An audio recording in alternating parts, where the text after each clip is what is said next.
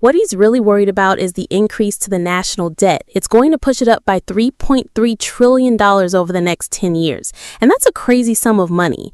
Hard to visualize, but to put it into perspective, you could spend $1 million every day for the next 9,000 years, and that's how much will be added to the national debt.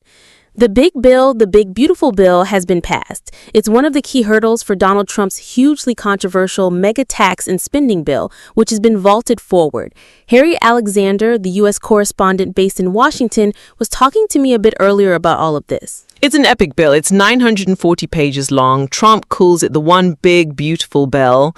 He's certainly right about it being big because it covers such a wide range of different subjects. There's money for the military, for defense spending, for the border. There's funding for the Golden Dome, his missile protection shield over the U.S., something similar to Israel's Iron Dome. There's also a lot of money toward developing American energy infrastructure. But there are significant cuts too, cuts to Medicaid, cuts to food stamps, and cuts for clean energy support. It's been incredibly controversial. It did pass the Senate, but just by one vote. That doesn't mean it's out of the woods, does it? No, that vote was incredibly fractious. It was really down to the wire. Senators debated literally around the clock, staying overnight and even pausing to watch the sunrise over Congress. J.D. Vance had to come in and cast the tie-breaking vote because there were 3 Republican senators who were holdouts and refused to vote for this. Susan Collins of Maine, Rand Paul of Kentucky, who is very strongly against increasing the national debt, and Tom Tillis of North Carolina. Tom Tillis is an interesting one. He said he would not vote for it, and Donald Trump threatened to put a primary challenger against him. Tom Tillis then announced he would resign and not run for re-election. We don't know yet who that contender will be, but there are plenty of people interested in that North Carolina seat. Interestingly, Elon Musk said he was throwing his support and money behind Tom Tillis because Musk believes the bill is excessive and adds far too much to the national debt. You said they paused to watch the sun rise, but it's not been very romantic, has it? It's really divided the Republican Party, and now Trump is involved in another spat with Elon Musk over the bill. Yes, it's divided the Republican Party and also Trump's base, because there are big cuts to Social Security programs that many Americans rely on. Up to 12 million Americans will lose their health insurance in the next 10 years. Food assistance will be cut by 20%. These members of Congress know it will affect their constituents. Elon Musk won't be personally troubled by cuts to food stamps, but what he's really worried about is the national debt increase, $3.3 trillion over the next decade. Musk has called it a time bomb and said America is falling into debt slavery.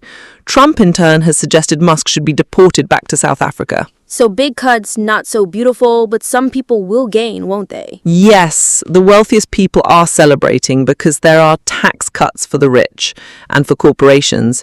Rich people will be delighted with that. Some will also like the increased money for border security and the military. But overall, it's deeply controversial. What about the risks in the Republican Party? Are they here to stay, or has Trump been damaged?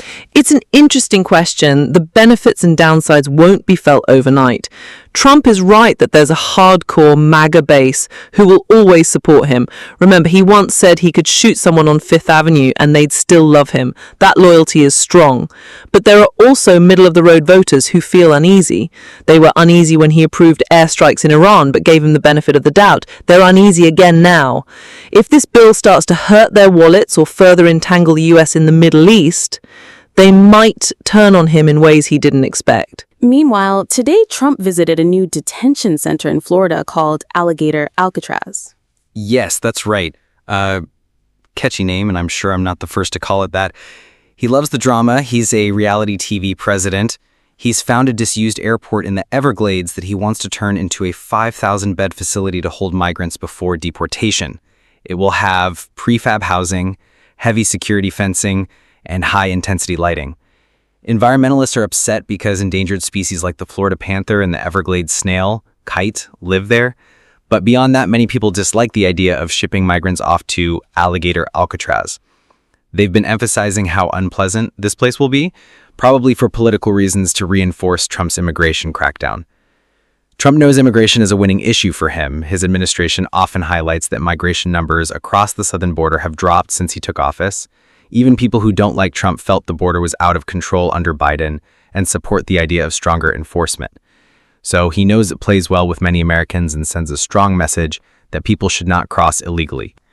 Finally, Harriet, I can't let you go without asking about Trump's new perfume line. Ah, yes. He never misses a chance to make money, does he?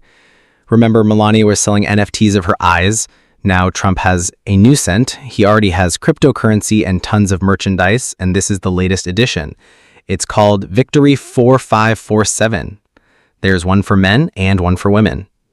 I wonder what it smells like.